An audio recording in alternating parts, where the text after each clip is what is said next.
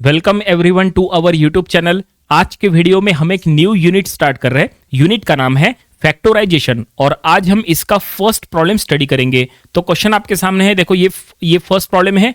यहाँ लिखा है फैक्टराइज द फॉलोइंग। यहाँ पे एक इक्वेशन दिया है x square plus x y plus 8x plus 8y।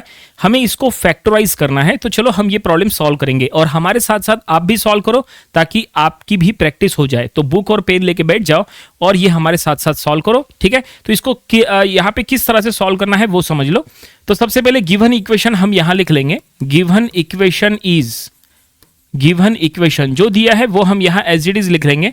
X square plus x y plus 8x plus 8y। हमें इसको फैक्टराइज करना है। किस तरह से ये फैक्टराइज होगा? तो फैक्टराइज करने के लिए आपको कॉमन लेते आना चाहिए। तो कॉमन लेना काफी आसान है। देखो यहाँ पे जो 4 टर्म्स है ये एक्चुअली 1 2 3 4 यहाँ पे 4 टर्म्स है। तो पहले दोनों टर्म में यहां पे कॉमन हो सकता है x। देखो इसमें भी x है, इसमें भी x है।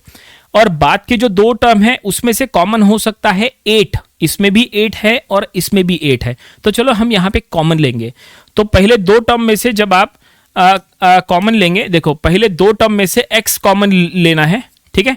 और दूसरे 2 टर्म में से हमें 8 कॉमन लेना है। तो देखो कॉमन करने के बाद यहां पे क्या बचता है, तो एक मिनट। तो देखो कॉमन करने के बाद यहां पे बचेगा, दोनों में से x कॉमन ले लिए तो यहां आ गया x बाहर आ गया। अब इसमें से x कॉमन निकल गया, मतलब x यहां से बाहर निकल गया तो यहां पे एक x बच गया।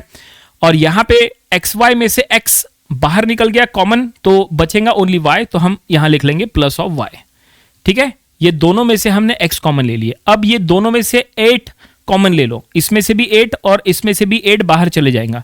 तो प्लस देखो दोनों में से 8 जो बाहर करना है वो हमने यहां लिख लिए। अब इसमें से 8 बाहर गया तो यहां बचा ओनली x, इसमें से 8 बाहर गया तो यहां बचा ओनली y। तो प्लस ऑफ y, ये देखिए इस तरह से, ठीक है। पहले ये इक्वेशन में टोटल 4 टर्म्स थी, ये 1 2 3 4। अब देखो कॉमन करने के बाद यहां पे ओनली 2 टर्म्स है। कॉमन होने के बाद यहां पे 2 टर्म्स है, ये है पहला टर्म और ये है सेकंड टर्म, ठीक है। ओके, तो पहला टर्म है ये, यहां से लेके यहां तक ये फर्स्ट टर्म है और यहां से लेके यहां तक ये सेकंड टर्म है। अब आपको दोनों टर्म में कॉमन क्या दिख रहा है? तो दोनों टर्म में कॉमन है ये ब्रैकेट। देखो इसमें भी ब्रैकेट है x प्लस वाई और इसमें भी ब्रैकेट है x प्लस वाई। तो क्या करो, ये जो ब्रैकेट है ये इसको सीधा सीधा कॉमन ले लो।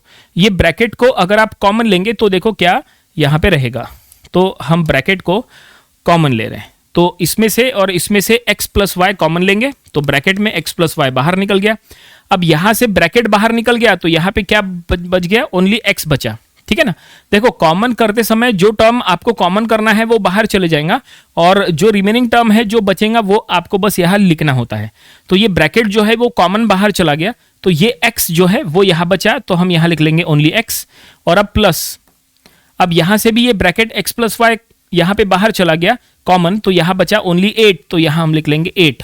तो ये देखिए फाइनली हमने यहां तक सॉल्व कर लिया है। इसका मतलब हमने गिवन इक्वेशन को फैक्टराइज कर लिया है और यही हमारा रिक्वायर्ड रिजल्ट है।